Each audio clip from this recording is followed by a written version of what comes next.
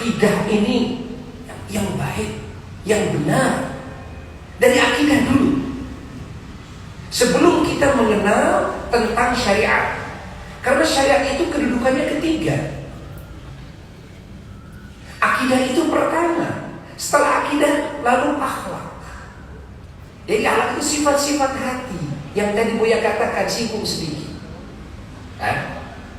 Lalu apa syariat Islam? Syariat Islam itu adalah ucapan dan perbuatan yang nyata, yang dhahir. Itu syariat Islam. Tindakan-tindakan yang real. Apa yang kita perbuat dari mulai bangun tidur sampai tidur lagi. Apa yang kita perbuat ya dengan sesama. Apa yang kita perbuat sebagai pemimpin rakyat. Apa itu semuanya adalah Islam, syariat Islam. Syariat Islam itu adanya di daerah perbuatan dan ucapan-ucapan yang dhahir. Tapi kan ini semua perpanjangan daripada apa yang ada dalam kerajaan hati kita masing-masing. Kalau kerajaan hati kita masing-masing masih amburadul, maka yang akan kita perbuat pasti akan amburadul juga. Terjadi penyimpangan-penyimpangan itu semuanya asal usulnya dari alam hatinya yang masih berpenyakit. Dan penyakit hati sebetulnya asal usulnya adalah dari keyakinan yang belum sempurna kepada Allah. Karena kalau keyakinan kepada Allah sudah sempurna, tidak akan mungkin tumbuh akhlak-akhlak yang tercela. Karena yakin Allah melihat hati saya, yakin Allah mendengar alam hati saya, Allah mengetahui segala gerak-gerik alam hati saya. Niat saya dalam hati pasti diketahui oleh Allah. Oleh sebab itulah dan Rasulullah SAW ketika mengajarkan kepada sahabatnya, apa dulu? Akidah dulu. Bukankah sholat itu belakangan? Kapan itu sholat diperintahkannya? Kira-kira 1 tahun. Menurut sebagian riwayat 1 tahun lebih. Menurut sebagian riwayat lain lebih daripada 2 tahun sebelum hijrah ke Madinah. Bukankah Rasulullah diutus di Mekah 13 tahun?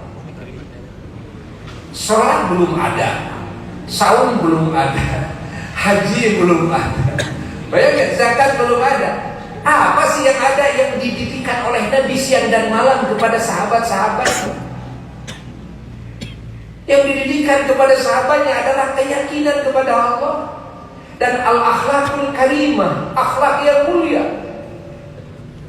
Bagaimana cara menyucikan jiwa dari segala kotoran-kotorannya? Maka di Mekah lahirlah manusia-manusia suci, manusia-manusia mulia, padahal sholat belum, saum belum, kan? Oleh Allah urusan masalah perbuatan yang zahir, pengabdian kepada Allah ini dibelakangkan oleh Allah. Ini dipahami. Kalau sekarang ada kesalahan sistem dan tertib dalam pendidikan kadang-kadang kita orang tuanya salah mendidik anak. Bagaimana salahnya? Kenapa kita mendidik anak menyuruh sholat terlebih dahulu? Dipaksa anak harus sholat. Kenapa tidak dikenalkan dulu kepada zat yang akan dia sujud, yang akan dia sembah? Siapa Allah itu? Kenapa tidak itu dulu? Akhirnya anak ini terus harus dipaksa.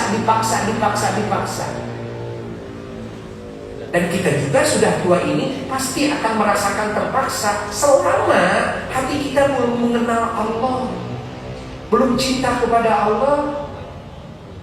Pasti. Alasan yang paling utama kenapa susah dalam ibadah di diri kita saja, karena hati kita masih belum kenal Allah sepenuhnya. Baru tahu nama Allah, sering menyebut nama Allah, tapi tidak tahu Allah itu siapa. Allah itu siapa? Sifat-sifat Allah itu bagaimana? Perbuatan Allah itu bagaimana? Kasih sayang Allah itu bagaimana? Kebaikan Allah itu bagaimana? Dan sebagainya.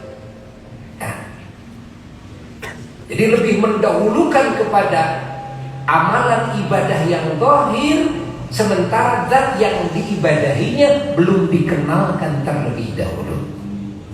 Maka Imam Ibnu Ruslan mengatakan dalam kitab Zubatnya, ya, awal wajibin 'alal insani ma'rifatul ilahi bistiqamah. Yang pertama paling wajib bagi manusia adalah mengenal Allah dulu dengan seyakin-yakinnya. Jadi di sana sebetulnya akar permasalahannya. Kenapa berani korupsi? Ya di sana akar permasalahannya. Ya, yang penting saya tidak kelihatan sama orang gitu kan. Karena keyakinan kepada Allah, akhirnya tidak ada takut kepada. Kenapa sholat jadi merasa berat? Karena tidak ada rindu kepada Allah, kurang cintanya kepada Allah, sehingga mereka terpaksa. Jangankan di bawah tahajud, di bawah sholat fardu saja masih nanti dan sebagainya. Ini perlu difahami oleh kita semuanya. Ya. Dan ini akidah, dan ini akhlak, dan ini syariat ini akan menjadi solusi, satu-satunya solusi untuk meraih keuntungan dunia dan akhirat. Oleh sebab itulah Allah mewanti-wanti kepada kita, la tulhikum amwalukum wala auladukum an dzikrillah. Wa may yaf'al dzalika fa ulaika humul khasirun. Kata Allah, la tulhikum amwalukum, urusan harta, urusan dunia, ya. Jangan sampai melupakan kalian dari Allah. Wala auladukum, urusan anak-anak kalian, keluarga, jangan sampai melupakan hati kalian dari Allah. Kalau kalian terlupakan dengan urusan dunia, dengan urusan jabatan, dengan urusan keluarga, dengan urusan harta benda, bisnis dan sebagainya, hingga hati kalian lupa kepada Allah, faulaika humul khasirun. Allah nyatakan orang-orang ini adalah orang-orang rugi. Kenapa rugi? Apakah di akhirat? Jelas. Apakah di dunia rugi? Pasti. Loh, rugi apa saya ketika tidak mengingat Allah? Ya?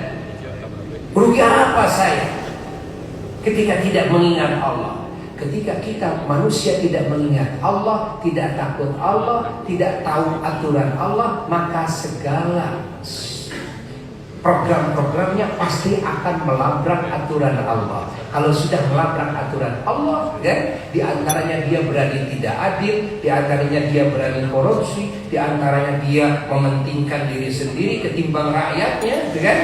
Nah, apa kerugian yang akan terjadi di dunia sebelum di akhirat? Akhirnya banyak rakyat yang sengsara. Akhirnya agamanya, masyarakat ini mereka menjadi berantakan. Kenapa? Karena unsur pendidikannya ini tidak benar, tidak diperhatikan. Sarana ibadahnya dan sarana pendidikannya tidak diperhatikan. Dengan akhirnya agamanya acak-acakan, akhirnya bertambah pemabuk, bertambah pelacur, bertambah pencuri, bertambah dan bertambah keberanian rakyat untuk melakukan kejahatan. Ketika kita sebagai pemimpin diketahui melakukan satu tindak kejahatan, maka rakyat akan berpikir, pemimpin saya aja udah berani melakukan kejahatan, wajar saya rakyat. Kalau pemimpin saya udah malingnya 10M, saya cuma maling mobil 1 loh. Ini pemikiran yang akan tumbuh di hati bawahan-bawahan kita.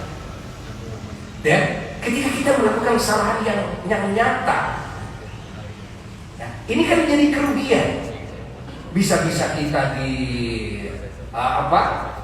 kita bisa dihina, bisa-bisa kita masuk penjara, akhirnya jadi kehinaan bagi keluarga kita dan semuanya. Akhirnya menjadi kehinaan bagi daerah kita, bagi pemerintahan dan sebagainya. Itu kan, ini kan kerugian. Kerugian ini terjadi karena apa? Karena hati kita terlupakan dengan urusan dunia, dengan urusan kepentingan anak istri, kan? Sehingga melupakan Allah. Pahami oleh kita? Karena makna daripada mengingat Allah bukan Allah, bukan saja itu. Mengingat Allah itu bukan di atas sajadah semata. Mengingat Allah bukan ketika megang tasbih semata. Mengingat Allah bukan di dalam salat semata. Qiyaman wa qu'udan wa ala junubikum.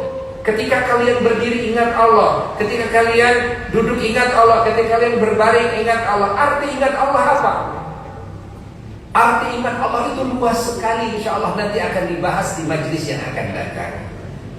Al-Imam Jalaluddin As-Suyuti di dalam tafsir Jalalainnya mengatakan makna waladzikrullahi akbar, demi mengingat Allah itu akbar, sesuatu yang maha hebat, dahsyat, yakni akbar hisnan, yang maha hebat, dahsyat, bentengnya. Jadi makna mengingat Allah apa? Adalah dzikru ahkamihi, mengingat aturan-aturan Allah dalam hidup. Ini menjadi benteng yang paling dahsyat, yang paling kokoh dari segala kerugian, baik bagi kita, keluarga, rakyat kita, dan semuanya. Baru kita faham, oh faulaika humul khasirun, ternyata bukan di akhirat saja ruginya, di dunia saja kita bisa rugi, bisa dicela, dicaci maki, menjadi sejarah hidup yang terukir, yang terburuk dalam hidup kita. Kan kebaikan yang dilakukan oleh kita di dunia adalah sejarah hidup kebaikan. Keburukan yang dilakukan di dunia adalah sejarah hidup keburukan. Sejarah ini bisa jadi nanti diketahui oleh orang-orang setelah kita 100-200 tahun. Seperti kita mengutarakan bagaimana sejarah Fir'aun, ya kan? Akhirnya kita menyebut-nyebut terus, padahal sudah berapa ribu tahun dari masa Fir'aun ke kita. Berapa ribu tahun dari Kan'an ke kita, beribu tahun dari kaum Nabi Lut ke kita. Tapi sejarah buruknya kehidupan mereka sampai diingat terus oleh kita. Bukankah kita pun juga mungkin nanti akan diingat terus kebaikan dan keburukan kita setelah kita? Nah ini perlu diungkap ya, sehingga nanti Buya akan jelaskan lebih lanjut. Ini adalah hanya fase pertama di dalam mengenal hakikat ajaran Allah, yakni akidah, akhlak, dan syariat Islam ini. Dan mudah-mudahan kalimat ini manfaat, dan insya Allah kita akan teruskan dalam fase yang berikutnya ya. Bismillahirrahmanirrahim. Fatihah.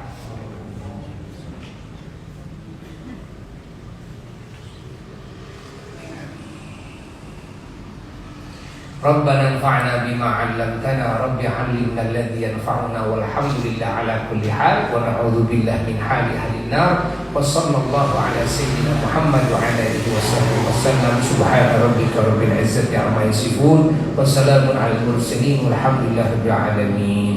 Wassalamualaikum warahmatullahi wabarakatuh.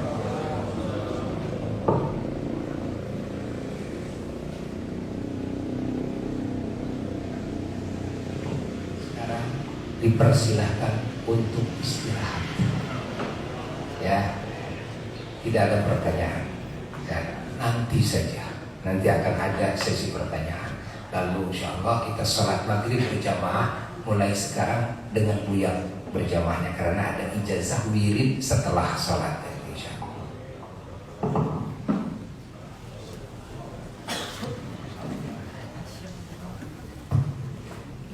Ya, terima kasih juga.